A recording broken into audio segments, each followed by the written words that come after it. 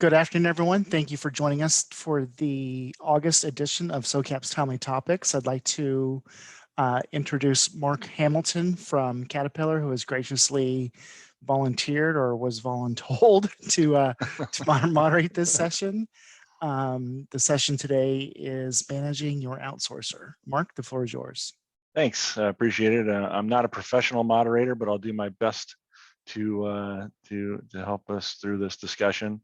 Appreciate the opportunity to take some time and talk about outsourcing and all that entails. It's something very, very near and dear to my heart. I've spent my entire career focused on outsourcing practices. So just a little bit of background on myself. Again, I'm Mark Hamilton. I'm with Caterpillar. I've been with Caterpillar for about 2.5 years in Peoria, Illinois. Prior to Caterpillar, I worked for a couple different outsourcing contact center companies here in the Peoria area, in the Miami area. So I've got a little bit of a unique perspective in that I've worked on both sides of the equation. I've worked as an outsourcer, provider, and as a client. Hopefully I can bring a little bit of some knowledge and some background to the discussion today. Really want to have an open and just kind of dialogue back and forth. I've got some discussion starters to get things going, but I want to hear what questions you have. If there's things that I can answer, or if that other participants can answer, then I think that'd be good. So before we get started, is there anything that anyone is urgently, desperately wanting to hear about from an outsourcing perspective, or from managing an outsourcer?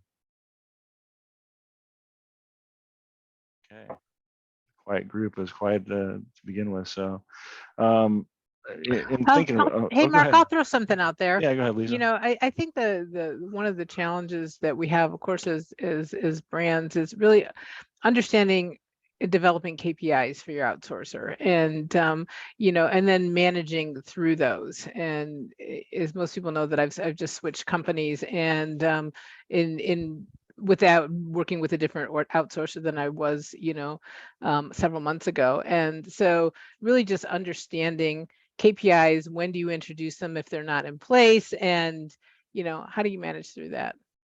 Yeah, so that's something that's really super important, and I think one of the biggest things is to understand your business objectives. You know, what are you trying to solve for as a business, and what does a KPI from a certain action provide towards those goals, right? So if your business goal is to save 20% year over year on your contact center operations, what KPIs can you put into place that will effectively help hit that bottom line goal that you're trying to accomplish? So it's really important to engage with your partner or potential partners as early as possible in that discussion. And again, you know, bring them into business discussions around what you're trying to accomplish, and why that's important to your business. You know, just top level type KPIs like service level. How does that impact the overall business objectives that you have set out for yourself? So there's a lot of things that you can do in upfront planning to ensure that you're setting the right business objectives. You know, it goes back to before you're engaged with a partner, when you're in the RFP stage, right? So if you're at a point where you want to select a partner, going in and clearly defining those KPIs that are important to your organization. And you know, the great thing is you can lean on partners, because you might have 5 agents in your program, but your outsourced partner is managing most likely thousands of agents. And have a lot of experience in helping other companies along those lines. So that was a long rambling answer. I don't know if it got around to what you were looking for, Lisa, but that's my take on it. Yeah, I think that makes sense, Mark. And one of the things in the chat, Lisa was adding a couple of things, and so one of the situations that I'm in right now is, so I left one company, came to another company that already has a contract in place, never really had any KPIs in place. And so, midstream, it's, for me to come in and say, okay, I'm now going to hold you accountable for something that you haven't been held accountable for 2.5 years. How do you have that conversation? That's the big issue that I'm working with, and without upsetting the apple cart at this point. Yeah. Do you have contractual KPIs, or is it just things that were kind of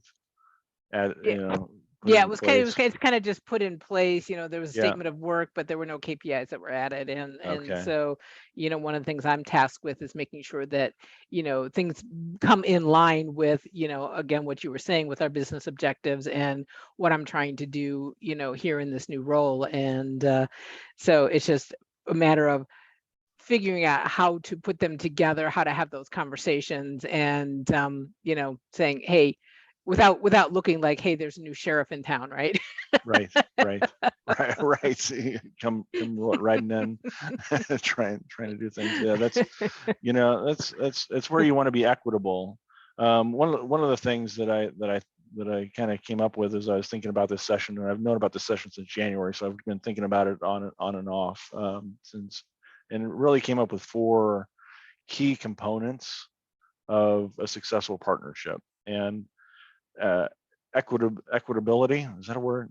Equity, I guess, is one of the 4 pillars that I came up with. And you have to understand that things need to be fair from both sides, right? So you need to make sure that you're not asking the world of an outsourced partner that can't be delivered realistically, and that there's rewards in place for positive performance and for daily performance, for meeting those KPIs, and that kind of thing. So anyway.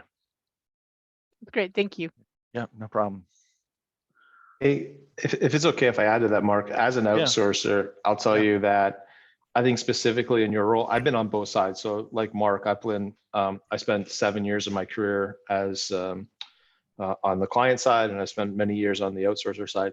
In all honesty, I think the comment that you just said about not wanting to be the sheriff, I think that's more maybe of I don't think the outsourcer is going to take that viewpoint, in all honesty.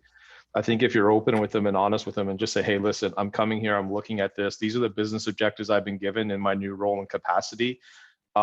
This is what I need to get to. How do we do it? I think that you will strengthen the partnership with your BPO or whoever that is if you just come in and just lay the cards out and be open and honest with them straight up. I wouldn't take that, and I don't know if there's any other outsourcers on this call either, but I don't think that any outsourcer would take that as you being the new sheriff in town. I think it strengthens a partnership, to Mark said, about that connection and just being open and honest. I honestly would appreciate more clients being more open and honest like that, in all honesty. That's great. I hope that helps. Thanks, Steve. Yeah, absolutely. Yeah, I would have to imagine, right, the way these relationships ebb and flow, it would be inevitable that somebody coming new into the role at some point is going to do a review and go out to market with an RFP and compare performance and pricing. The incumbent outsourcer has got to know that and want to do everything in their power to put them in a favorable position when that contract comes up for review. So I agree with what you just said. Excellent. And it looks like Cheryl has her hand raised as well. Hi, everyone. Nice to meet you. I'm Cheryl from Kelly Connect. I mentioned in the chat that I also used to be the brand, and now I am with the solutions partner with Kelly Services and Kelly Connect. And I would just say that, my approach to relationships with my partners and my clients currently is one of collaboration, in that, If you have concerns, I want to work with you and partner with you on those concerns, as well as if there aren't metrics in place, let's talk about what those metrics are and establish some good goals, because I think everyone involved needs to have some good goals and objectives in order to be able to just determine the health of the relationship. Great. Thank you. And Nathan? What is the value proposition of the outsourcer? What is the value proposition of the outsourcer? I think it depends on what your business objectives are. But you know, the key components from my perspective are cost savings. And you know, we're all in business to make money. And if you can outsource your product or your services to a company that will save you a little bit of money, that's a win. I think the other thing is to provide, you know, we make tractors, right? We make tractors and bulldozers and all kinds of earth moving equipment and that kind of thing. We don't, you know, our core business isn't customer service. So outsourcing to a company that whose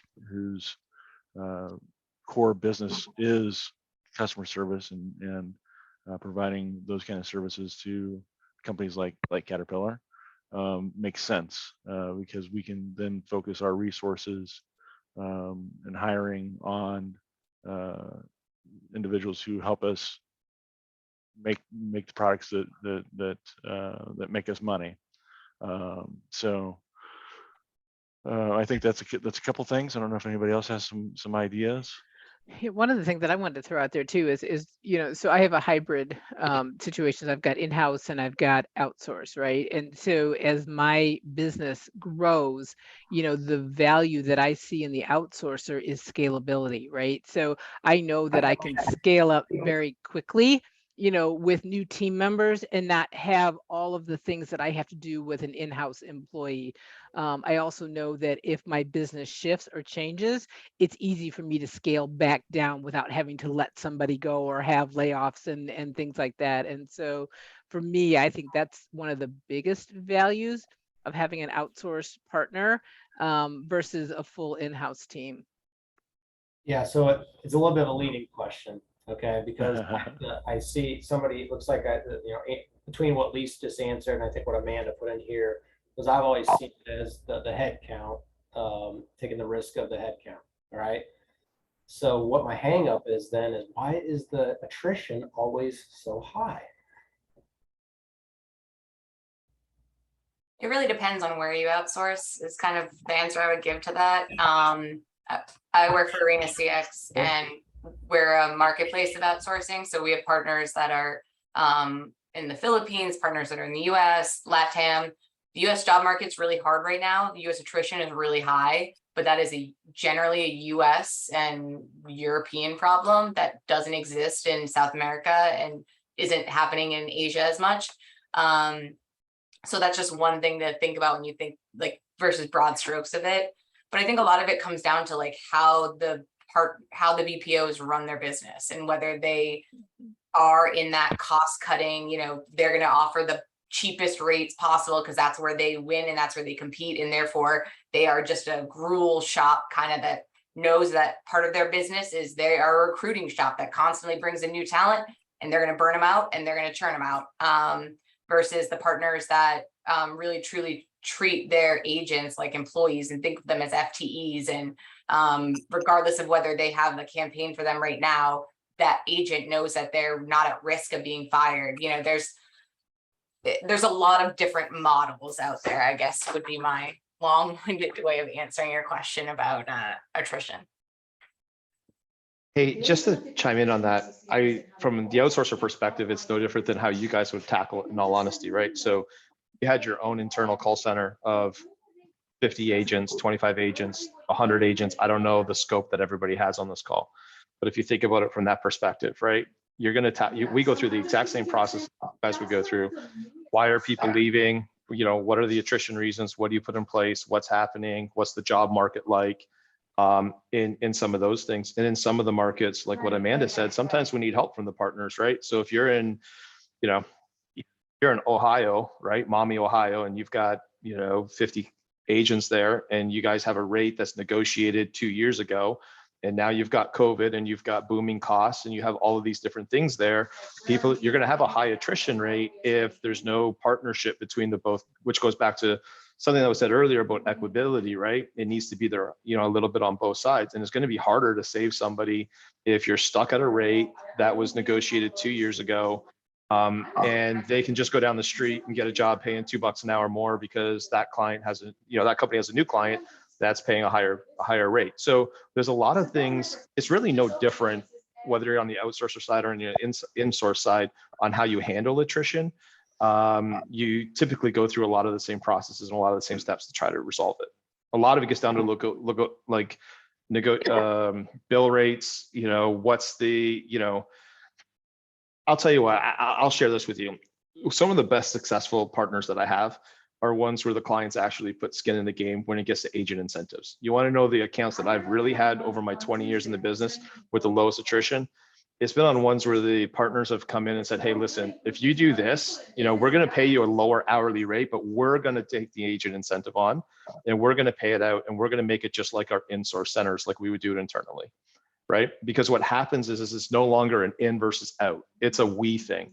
And everybody's driving towards the same goals. And I want to tie this back to the original comment about the goals. Goals for the outsourcer should be no different than the goals that you would set or that you would talk to about the in-source side. When you start splitting, like if you're not going to hammer your internal agents on service level and AHT and ACW and those things, then don't do it to the outsourcer. Because you're going to drive that behavior to only focus on those things. If you're looking at cost per call, revenue per call, if you're looking at CSAT or NPS or whatever it is from that perspective, make that the same. It made my life easier when I was on the other side that I had a standard stack to look at, but it also makes everybody's life easier because you're driving the same metrics across the board. And you're going to get more buy-in, more partnership, and you're going to get more advancement and ideas and suggestions to get you where you need to go. That's great. Good feedback. Steve, you Mark, got I your hand up? wanted to, Yep. Mark, I wanted to jump in and hear you. You started out by saying you had four Oh yeah. pillars of and equity was one of them, or equitability. What are Yep. the other three? Tell us about Yeah, those. sorry, I was gonna get to that, but we got sidetracked there a little bit, so no worries. All right. The four things that I came up with were enablement. So enable your partner to do the work that's necessary. Engage with your partner. Make sure that you're constantly engage with them on a daily, weekly, monthly basis. The equitability, and then empathy. Understand. I'm not asking you to understand everyone's feelings. But understand what makes your outsourcer tick. Get to know them on a personal level. Get to know them. What their motivations are from a company perspective, and I think those are just the four kind of key components that I thought of when coming up with ideas around managing an outsourcer. We can dive into those a little bit more, but that's the gist of it, Steve. Will we see your TED Talk soon? The four Yeah. key I call them the four pillars of successful partnership. No, it's something with the E's. They're all E's. Yeah, they're all E's, exactly. How you win? Well, I don't know. Yeah. How you win with the E's. Yeah, win with the E's. Yeah. I like that. So, but no, really, and getting back to it, enabling your partner is what we've been talking about here, and really sharing what drives and motivates your organization, and sharing that with your outsource partner is huge. We have daily touch points with our outsourcer. Might not make sense for everybody, but daily, weekly, monthly touch points, just to touch base on how things are going beyond you can have your quality calibration meetings, you can have your CSAT meetings, you can have all these meetings, but it's important to have some time set aside with your outsourcer just to level set and say, hey, here's how we feel things are going right now. And if that's not daily, I would hope monthly or monthly or weekly would be appropriate as well. So there's a lot you can do with those kind of meetings.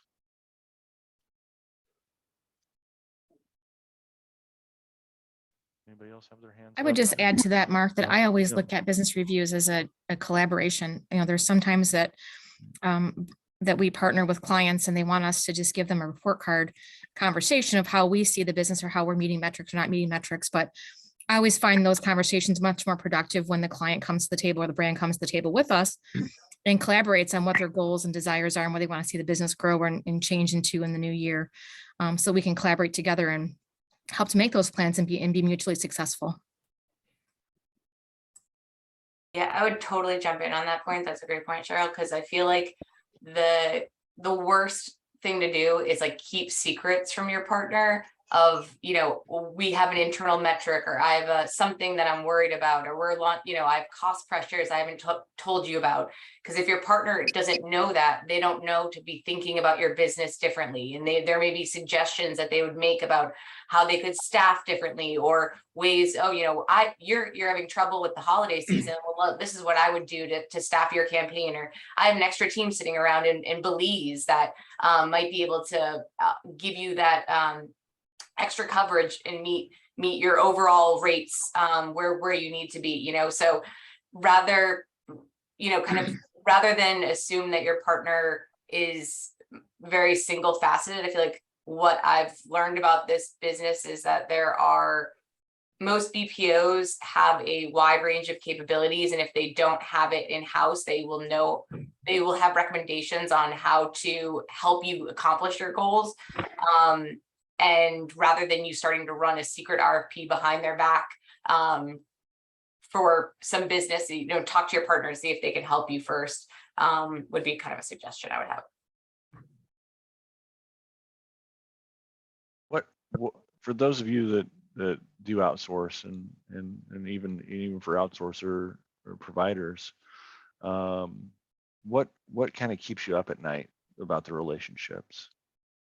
What are things that make you worried about? Because I mean, I've been on both sides, and I know you want to keep every client you got, and you want to make them happy on the outsourcer side, and on the business side, there's a lot of objectives that you're responsible for. So what are the things that kind of make you worried? I'll take a shot at that, Mark. I think that you want the outsourcer to be ready and willing and able on pretty much a continuous basis to come forward with new ideas about how we ought to look at the contact center. If they know if they know that attrition is your highest priority, or turnover, or if cost is your highest priority, they ought to be able to come to you at least at the monthly business review or the quarterly business review and say, look, I know you were trying to accomplish these objectives. Here are 2 or 3 items we ought to take a look at. And they ought to know within their own tool set what makes it better. What has an opportunity to improve your business, or maybe like in my case, maybe I was a little critical about our written communication, our email communication just felt very stilted, and maybe they would come and say, hey, look, here's what we're gonna do to make that process better and a more customer-friendly communication, so that if they understand what your issues are, they can come forward with those ideas. And even if you have to say, no, I can't do all of those, or I can do one, or maybe this time I can't do any, but at least we know they're thinking about me and how to improve my business.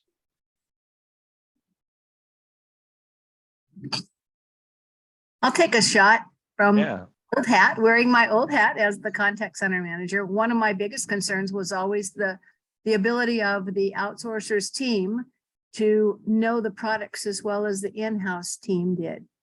And particularly when I was at Gallo for 15 years, operating both the sensory research operation and the contact center, training was, ongoing. Every vintage had a little nuance that was different from the previous one. Every grape type, all of those things, growing conditions, all of that stuff, we were always in perpetual training. We had standard training for in-house agents every single week. And we got bulletins from winemaking and so forth that changed things. So one of the things that would keep me up at night is, would an outsourcer be as well versed on wine as and on my product line as in-house, and how to do it. Even if they were willing to learn all of the stuff, how do you keep up with it? What did you do to help enable that enabled them, Marie? Well, we had ongoing training with winemaking and marketing every week religiously. It was like a not to be missed. We had stacks of people knowing that this is our time slot. This is when we turn the phone off and then we go learn this stuff. And that eliminated a lot of issues. But then of course we had to put all the content information into the agent tools. We had to put it into reference manual. We had to update responses. We had to get all of those things done. So it was a perpetual state of evolution in our industry. Yeah, that's an interesting thing, and it's a tough thing, and something we experience at Caterpillar. If we outsource in the United States, we don't outsource in the United States. We outsource offshore, but if we outsource in the United States, we could have our outsource partner go to a dealership and touch and feel and be around the machines and that kind of stuff.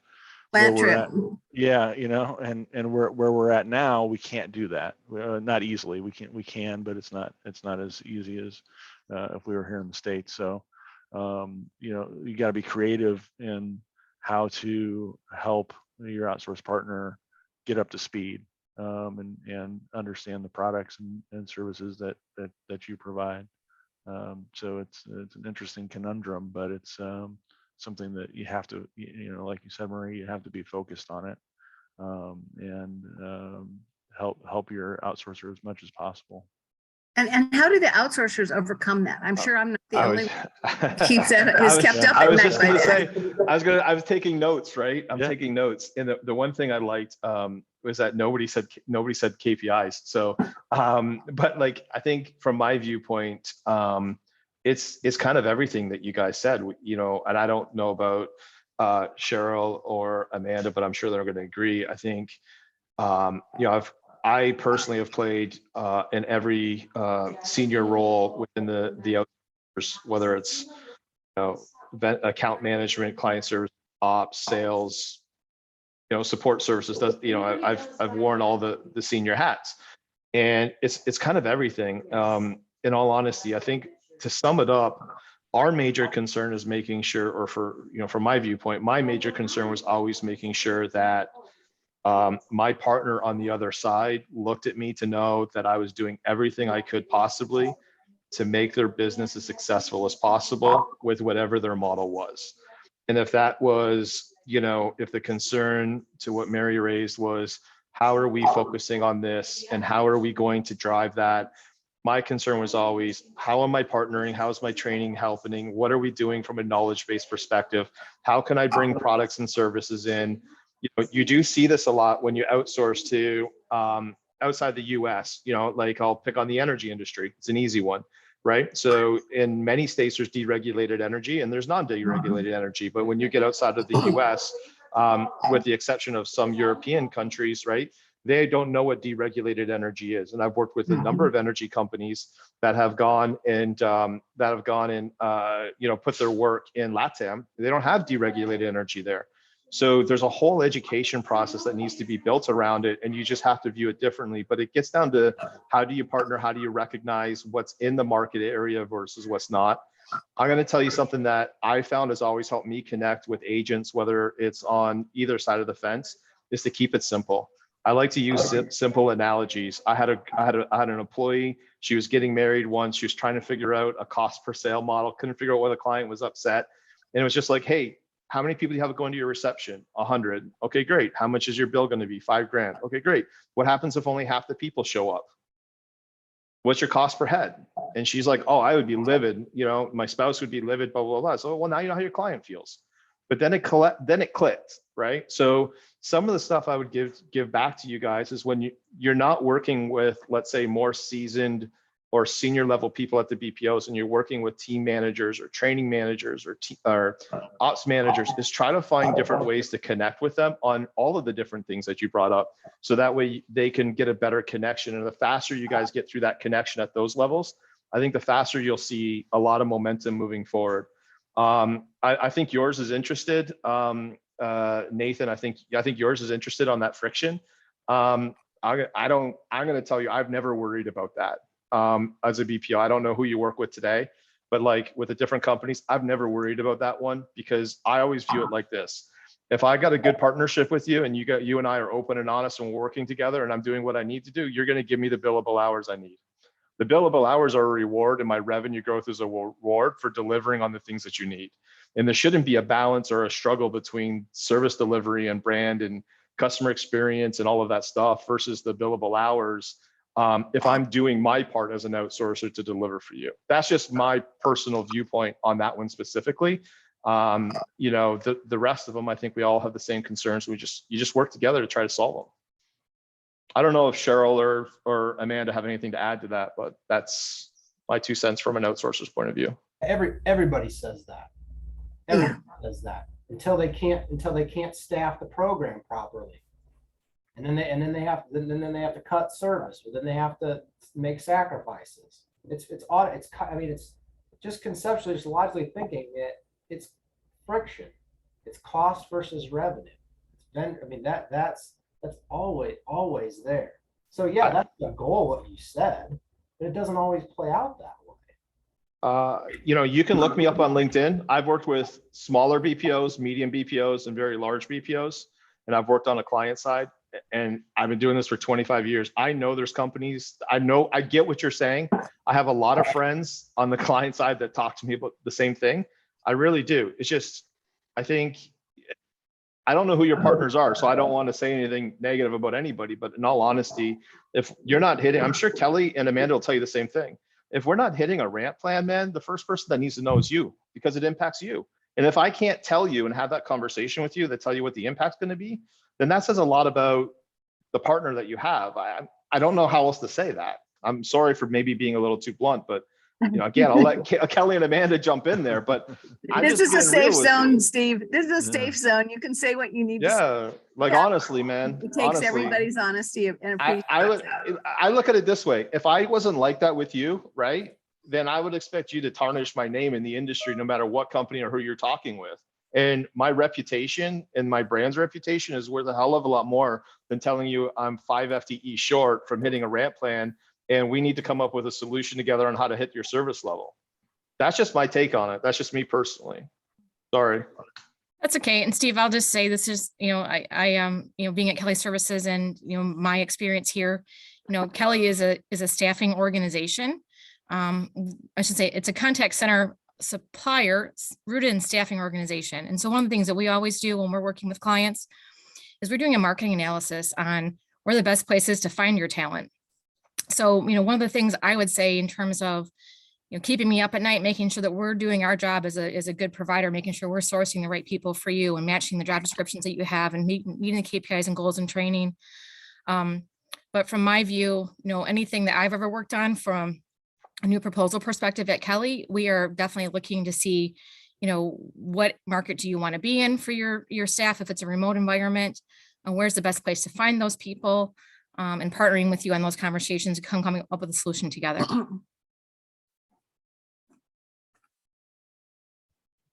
do you focus, is Kelly just focus on North America, or are you guys global? So we're currently primarily North America, but we do have some nearshore opportunity and nearshore contact center. Okay, gotcha. Could I ask a question, Mark? This Yeah, is for please. everybody Yeah, out here. In terms of what makes sense for outsourcing, what's the smallest number of seats that people, because when I had a small contact center, nobody really was interested in working with me. And so you had to have like at least 10 or 12 or 14 seats before anybody wanted to talk to me. And when I had 40, I really was too big for the small ones and too small for the big ones. So what's like the sweet spot for to consider outsourcing? Yeah, I'll just speak from my experience. When I worked for Afina before we were acquired. So Afina was a smaller US based provider that was acquired by HGS. So when we were with Afina and we were a small outsourcer, we wouldn't consider anything smaller than 6 agents, because 6 agents is kind of the sweet spot where you can operate from 8 to 5 or 9 to 5 and cover breaks and lunches and vacations and that kind of stuff with that size program. Anything smaller than that, then you get into a shared work group, and shared work groups are tough. I don't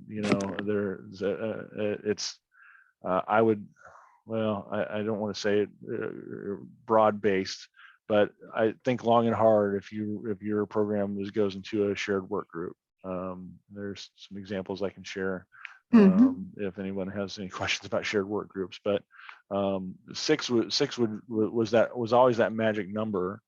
Now, when we got acquired and working with larger companies and larger organization, we wouldn't sell anything beneath 20, 25 agents, that size thing, just because it's from a client services perspective, and managing a client partner, it's the same amount of effort from a client services perspective for a 6-seat program as it is for a 106-seat program. Now that's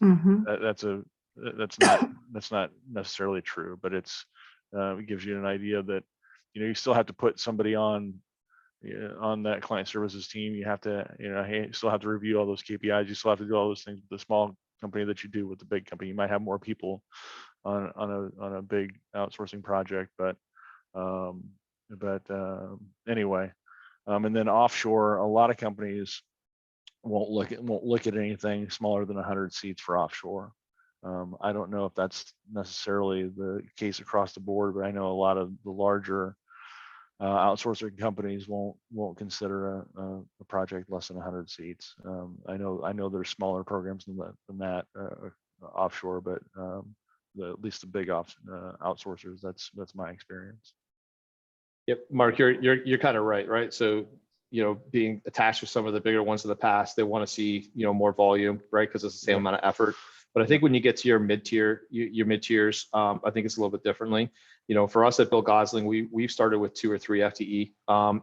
The reason is the situations are all different, right? So if I don't want to pick on anybody, but I'll pick on Amanda. But if Amanda's doing a startup business, right, where she's got whatever, she's in a retail space and she's a startup and she needs help, you might we like to partner with them even as low as 2 or 3 headcounts, because we know it's going to grow and it's going to pop to the 15, 20, 25 after that. So I think the situation determines a lot of it. And then a lot of it also depends upon the business type. So if Amanda's starting a new startup company, she probably doesn't have, and by the way, Bill Gosling's going to be talking about this at the symposium a little bit on the tech one, right? It's about the ROI of a call center, right? To kind of put that plug in there for you, Mary, on the conference, on the symposium. I think, if you don't have technology, right, and you don't know what technology to buy, and you're just starting up an organization, or you're trying to figure out what to do or where to go, you don't have a training platform, you don't have a CRM, and you don't have a CRM in place.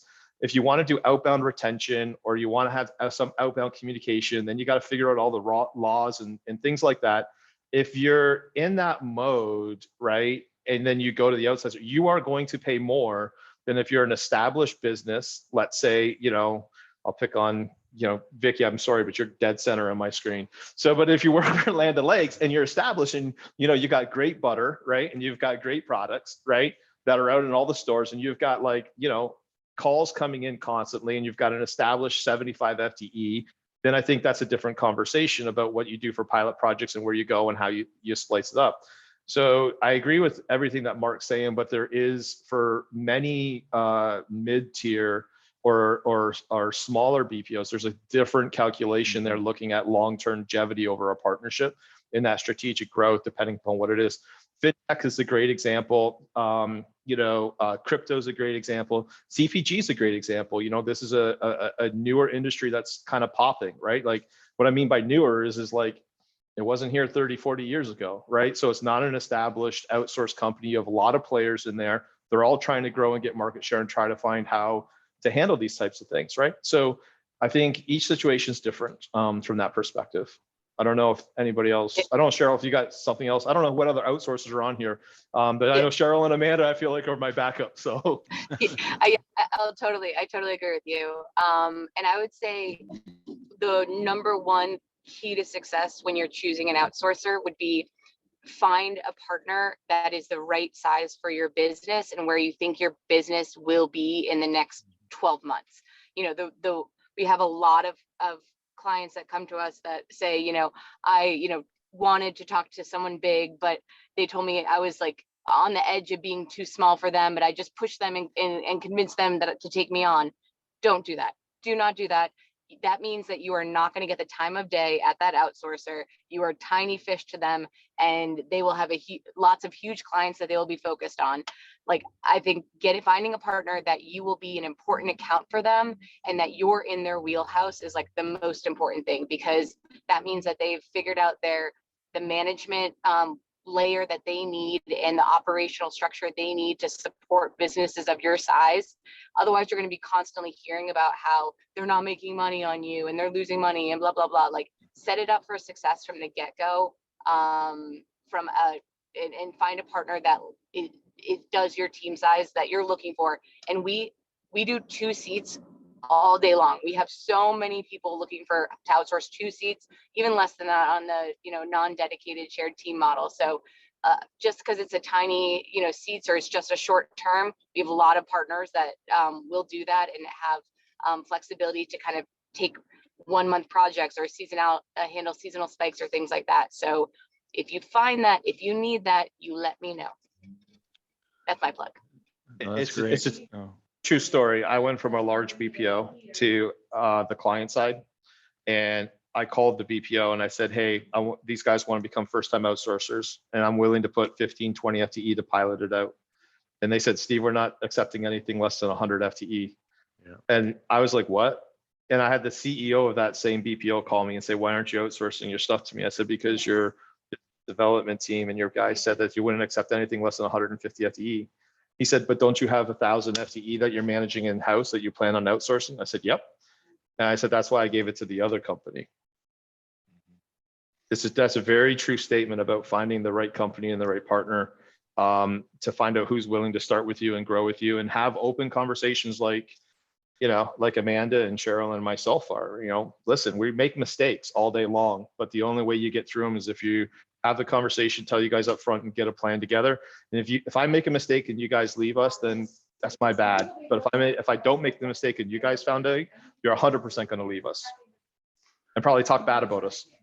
So, yeah, it's all in perspective. I would just add that prior to coming to Kelly, I actually started a contact center from scratch, meaning no tools, no agents, nothing. We launched a product, a online product, technology product. I ended up picking a partner that was able to scale with me. Kelly Services, one of the things that I really enjoy about my role here is that we have all kinds of things to partner with our clients in the startup mode, whether it be smaller size staff, including access to tools and resources like training, technology, CRM tools, call center tools. So really important to pick a partner that's able to grow with you. We have some programs started very small that went up to over 250 agents. So, you know, we're certainly happy to talk to anyone as well that might be interested in needing some help in scaling both a small center or special project or outsourcing a larger opportunity. Don't be afraid to ask your potential partner what their client mix is. What percent, if you're a CPG company, what percent of the company is of the outsourcer supports CPG. Because I think Steve mentioned it, you might not get the attention that you hope to get if they're only 5%, if CPG is only 5% of the company. That means 95% of the efforts are elsewhere. So just don't be afraid to ask that mixed question when you're looking at outsourcing. Yeah, Mark, that's a good point. But I think the other way to look at it is by the service type, right? So at the end of the day, don't outsource your customer service if you're going to a hardcore third-party debt collections company. Yeah. Don't give your hardcore debt collections company to a company that only does customer service. So, industries there's a lot of relatability between industries. And so, sometimes you're going to have companies that always want to get into new industries and work with things like that are going to be great partners for you guys. But it's the type of work that you're trying to get through and the partnership that's key, right? So if you're looking for customer service work, don't go to an outbound telemarketing company. It's not going to work. I hate to tell you, it's just, you're going to struggle. You're going to get frustrated. So stick in the lanes of the customer life cycle that you're looking for. If you're looking for non-voice support, don't go to a company that doesn't do non-voice support, right? So I agree with Mark, but I think more important than by the industry is by the type of work you're looking to accomplish. Yeah, a non-sales company isn't going to sell a lot for you. You want to find full service BPOs. If you're a small startup, medium company, or even a large company that has things, you want full service BPOs, a company that can handle just about anything that you're going to come with, that's going to be at the right size to have that partnership and dedication to you. So that is not a big company if you don't have hundreds and hundreds and hundreds of FTE that's driving, tens of millions of dollars of revenue where you can get lost. You want to be with the companies that can give the full service. So when you pick up the phone and you say, hey, my CEO just told me that we're now going to partner with whoever and do credit cards because we got 3 million customers in our database and we want to do CFO decided to do this great idea on a market share for credit cards. Now we got to figure out how we're going to service that, right? You want to be with somebody you can pick up the phone and say, hey, I know you do some outbound telemarketing and sales. How can you help me with this? I got to figure this out, right? So I would give that advice. What Mark said is important, but I also think that it's much more important to find somebody you can partner with on the entire customer life cycle.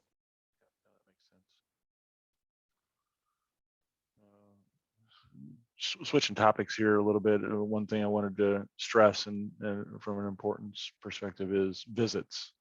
And things have changed an awful lot between since COVID, and people haven't been able to travel and do visits. But I think it's of utmost importance now that things are opening up and we can travel once again to have visits to the outsourcer site, but also invite the outsourcers into your site as an invitation to learn more about your business. That face-to-face and having dinners and lunches and spending some time together goes a long way towards building those relationships and making sure that everyone is on the same page and that it feels like they're on the same team. Just something I wanted to, I don't know if anybody else has any thoughts around visits and that kind of thing, but I think it's incredibly important from a relationship perspective to make sure that there's plenty of visits going on.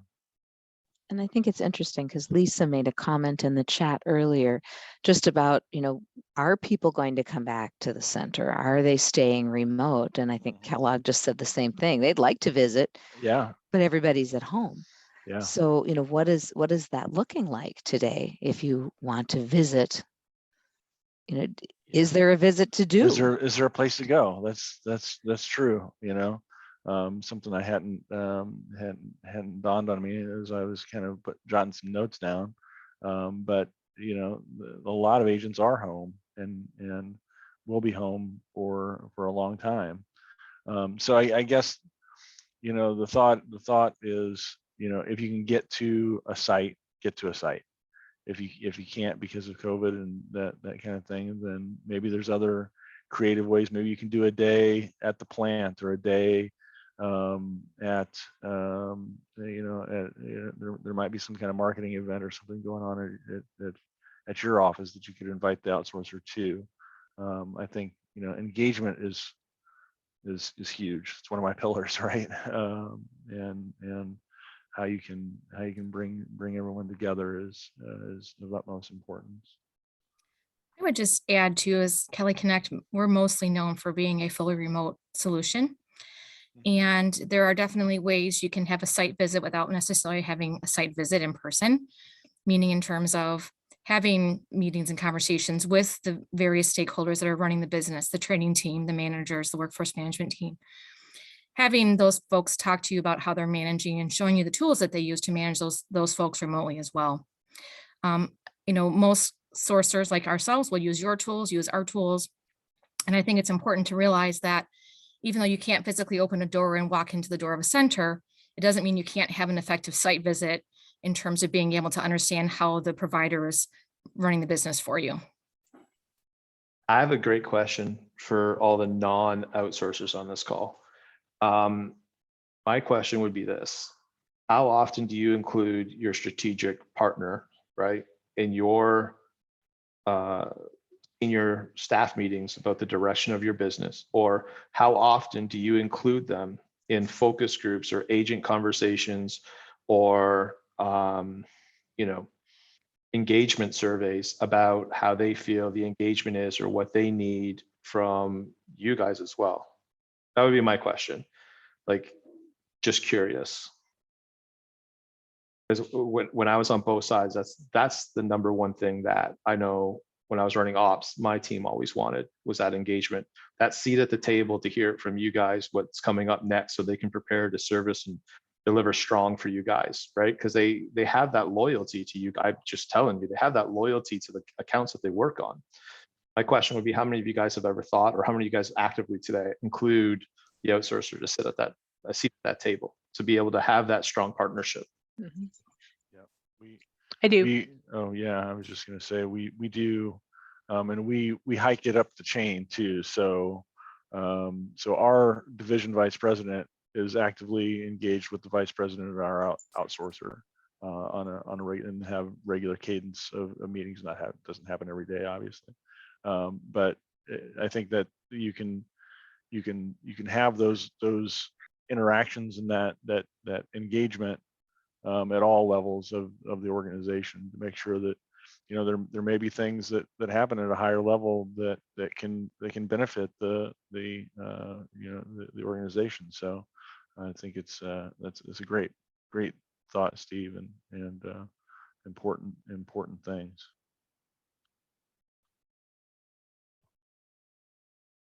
I have a question, another one. I love this Certainly. conversation. This is so great because we have so many groups that use outsourcers within SOCAP and so many great BPO supporters. But a wise old outsourced professional named Chip Rohde, the grandfather of outsourcing here, once told me that the best partnership is when you can walk into your outsourcer and it still feels like you're in your own office. There's all the same stuff, there's the same paraphernalia, there's the same systems and processes. There's really no distinction except you're going from one door to another. And I throw that out to the rest of you if you think that is an adequate or an appropriate vision to strive for. Absolutely.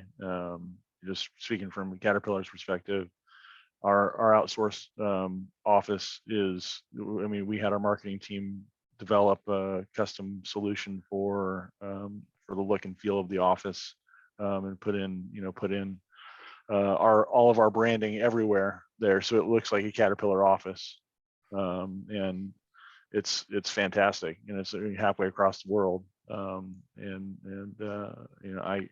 I think that's in my experience at previous companies, we would always have the products up on the wall. We'd always have when you walked to the General Mills area, for example, you knew that you were going to General Mills. You knew, the Jolly Green Giant's there. all the things that make it look like home are there. And that's I don't know what others do, but I know it's a little bit more difficult now with COVID, and a lot of the agents are working from home. So you don't get that walking into an environment where there's 4 or 5 different agents sitting together, where you see your products up on a shelf and things like that. But one of the things that we strive for when we're hiring within our outsourced partner is they have to be pet parents, right? So I work for a pet food company, and so them understanding what it's like to own a pet and have that passion around it, that's what comes through on the phone with our pet parents, with our consumers. And so having them feel as a part of our team, where all of my team members are, and you can see one of my dogs behind me here, we're all pet parents, so we all understand, and have that passion around it. And so, bringing that piece of it, the agent could be sitting anywhere, right? Because, to have a fresh pet product up on the shelf behind them, that we could create a backdrop for them or whatever. But it's a little bit harder when they're not in office and they feel that they're not part of the team. And so there's a lot of things that we do to make them feel part of the team, and making sure that they are at one with us, because we're hiring like-minded people. We think it helps. Yes, I would just add to that that's one of the things that at Kelly, we're very careful to recruit for when we're sourcing for a client, in terms of making sure we're finding someone who's going to be the right fit for the client, not only from a technical ability to be able to take phone calls and so forth, but also being able to fit into that culture and the environment. I completely agree with everyone here in terms of maintaining that branding. When I was the brand myself, it was very important to me to make sure that the partner I picked was able to maintain branding and consistency, and that when my customers called my partner, they weren't aware they're calling a partner. They thought they were calling my company directly. So that's something we work very hard to achieve. And I'm sure the other partners on the call here as well, outsourcers and providers, would agree with me on that.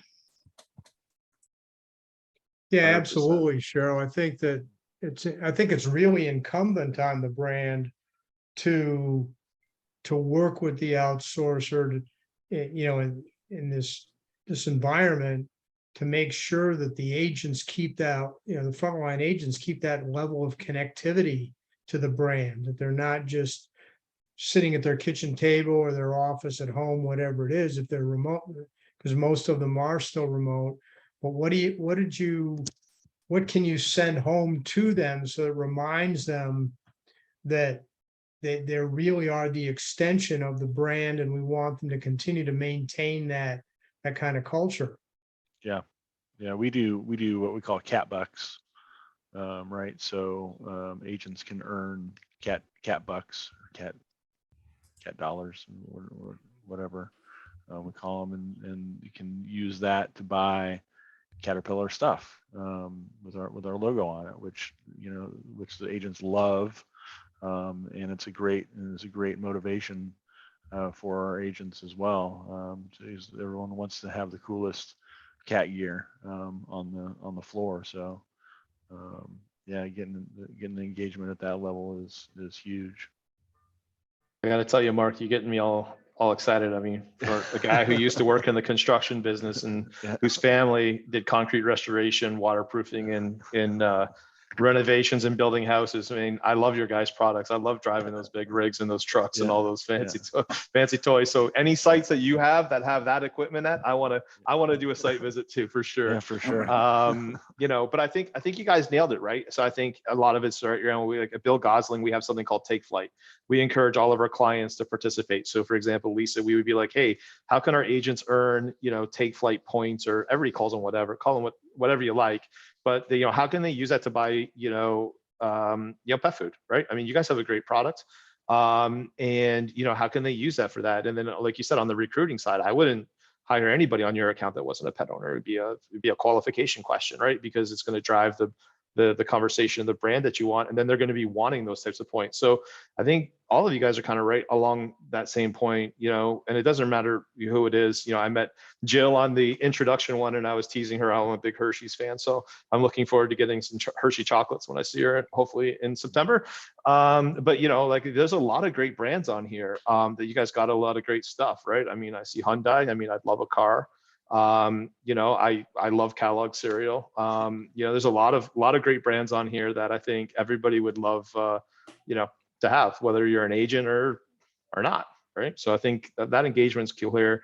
I can just tell you guys this, that the better the engagement is between you guys and the management team, but more importantly, the direct management team, the team leaders, forget about guys, you know, like me that sit on this call or other executives that you guys may talk to. It's about the team leads, it's about the agents. You know, find an organization that puts them above themselves. You know, that's what we do. I'm sure that's what some of the other ones on here do, if not all of them. But you know, those are the companies that you guys want to partner with because they get it. It's the agents that talk to your customers. It's not me, it's them, and whatever you're doing to drive them and their incentives and get them tied into the brand. What's key, and the companies that do that the best are the ones that deliver the best. Well You said. know, I'll just chime in here on two things. One of the benefits of being a SOCAP member is the ability to get to know people that you work with, professionals, and they are brands or they are business partners.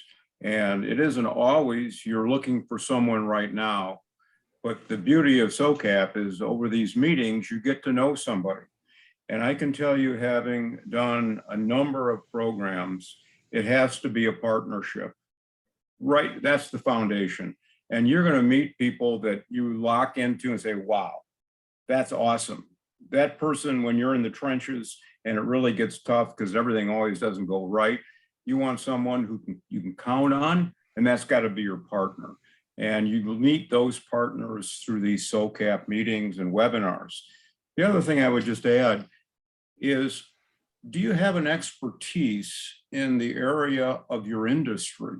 So if you're a banker, or maybe you're in CPG or your retail, that's really important because each industry has its own unique requirements. Not, you can't learn it, you certainly can, but if you find an outsourcer that is in the industry group that you're in, and it's a real partnership, then you can build on that. And so those are my two things that I think I've learned along the way, having been a SOCAP member as long as Marie, not as long as you've only learned two things, Chip.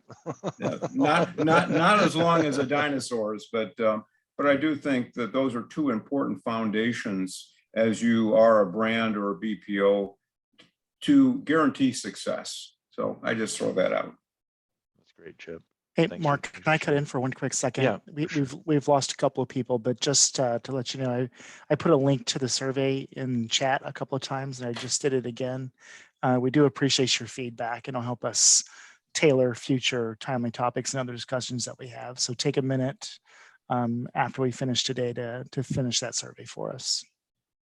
Thanks, Brian. I just want to add one thing too, just to announcements. We're not going to do a timely topics next month because it's just a few days before some of us have to leave to go over for symposium. So we decided that would be a little bit too much on the docket. But we are going to do them in October, November, and December. And coming up, watch your email because Lisa is going to lead us in another new product showcase. So it's an opportunity for our retail, CPG, auto, anybody who has a new cool product and they want to show and tell it for 5 or 6 minutes. It doesn't have to be a big ta-da, just something exciting and an opportunity to share it out with the members of SOCAP. And last couple of times we've done that, we've had huge turnouts. We had so many people that we had more than on the first one, we had more than we could fit onto the Zoom call. So we ended up having a second one. And we got to talk about some really wonderful things like Hershey's chocolates and pet food and other things like that. So this time I hope we'll get somebody telling me about a car or, something else. I want to hear about a D9 cat, Mark, or something. Yeah. Whatever you guys have that's new. I mean, you don't obviously have to demonstrate it, but Those are the kinds of things we want so that all of our brand members and all of our business partner members can keep up on what's happening in all the industries that we have represented across SoCal. So that'll be coming up in the fall. And no promises, but you might see a coupon code come through the chat during that timely topics. Maybe Yes, not for a new that's car all- or a new that typically tractor, is. but New car. Darn, I wanted a Oh. tractor. You know, Mark, I would just want to add on for this discussion on outsourcing.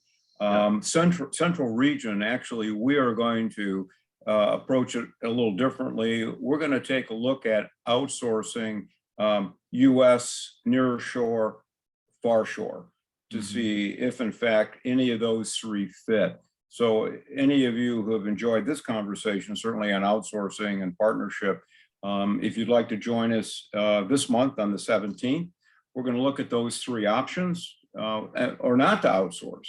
But if you do, what do you look at? And I'll have some experts on that call who have done all of those. So I invite you to the 17th, please sign up.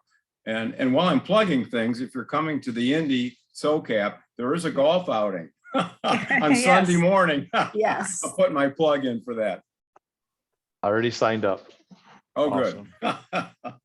India is going to be great. We have so Indy. much content. It's going to be really, really good. We have, as we talked about already, Bill Gosling is presenting. We have, we're going to have a session with TikTok. We're going to have a session with Nathan Bobet, who's going to present with us. We've got lots and lots of stuff.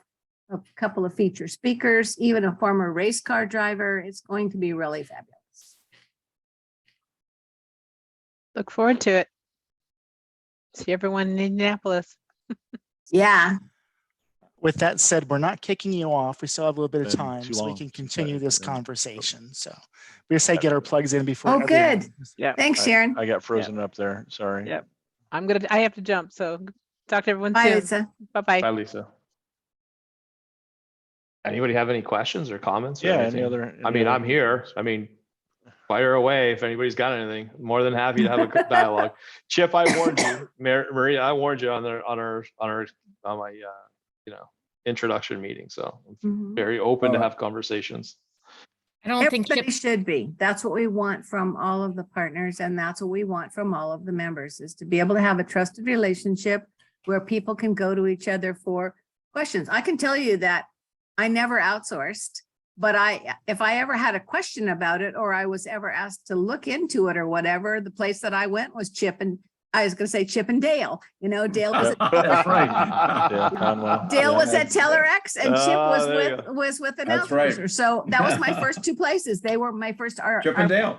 I was Hey. very SoCap focused. I never sent an RFP to anyone who wasn't a SoCap member, whether it was for technology or a BPO circumstance or a coupon vendor or anything. I never went outside of the SoCap family.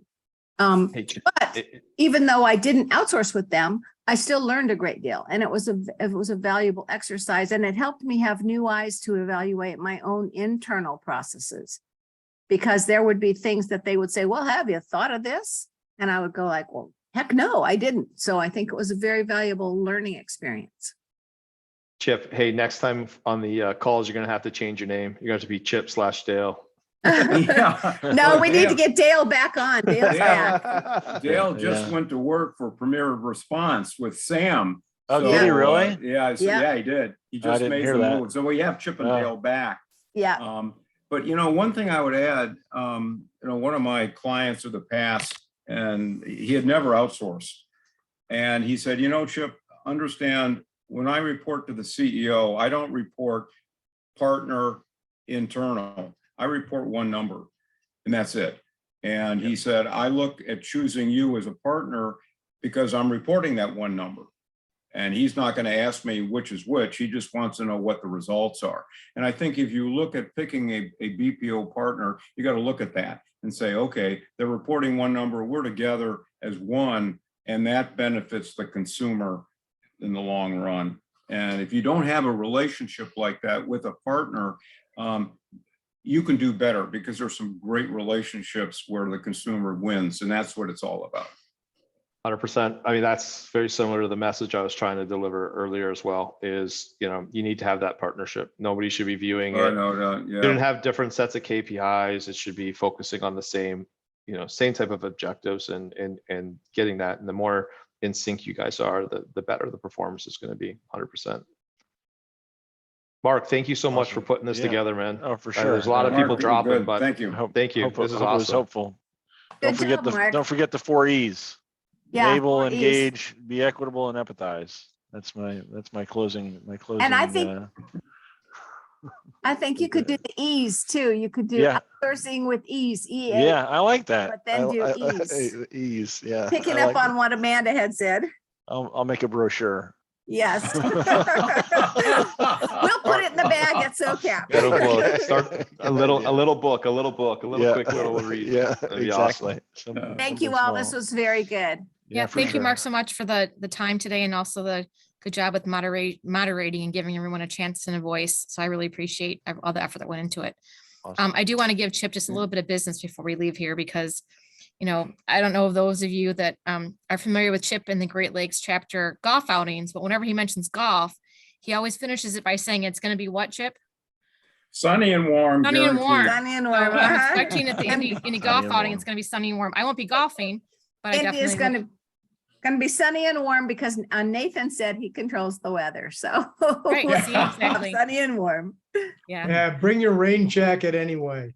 No. Just in case. Hey, he's my Aaron, you're partner. on We'll We'll see you all there. Chip, you gotta- Thank you very much, Well Mark. done, Nice Mark. job. Thanks. Yeah, thank you. Take care. Thank you. Cheers, All right. guys. Thanks, All right. everyone. Have a nice Thanks, evening. everybody. Appreciate your time. Yep.